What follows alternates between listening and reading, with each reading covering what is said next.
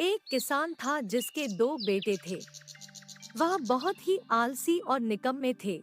वह अपने पिता को कामकाज में हाथ बटाने के बजाय आलस किया करते थे, इधर-उधर घूमते फिरते थे। किसान को अपने बेटों की बहुत फिक्र थी। वो सोचते थे कि मेरे मरने के बाद इनका क्या होगा, यह अपना पेट कैसे भरेंगे, अपने परिवार को कैसे संभाल पाएंगे।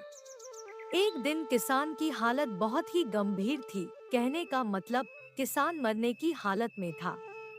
तभी किसान ने अपने दोनों बेटों को बुलाकर उनसे कहा कि हमारे खेत में एक खजाना गड़ा हुआ है, लेकिन वह किस जगह है उसकी जानकारी मुझे भी नहीं है, लेकिन खोदने बाद तुम्हें वो खजाना मिल जाएगा। इतना कहकर किसान भगवान को प्यारे हो गए। खजाने की खबर सुनकर दोनों बेटों के मन में लालच आ गया और वो दोनों खेत पर चले गए और खेत को खोदने लगे। खजाने के लालच में कुछ ही दिनों में पूरे खेत को खोदने के बाद वह घर जाकर बैठ गए और वह अपने पिता को कोसने लगे। इसी तरह कुछ महीने बीत गए और वर्षा ऋतु का आगमन हुआ। किसान के बेटों के पास पेट भरने के लिए सिर्फ एक ही जरिया था, वो है खेती।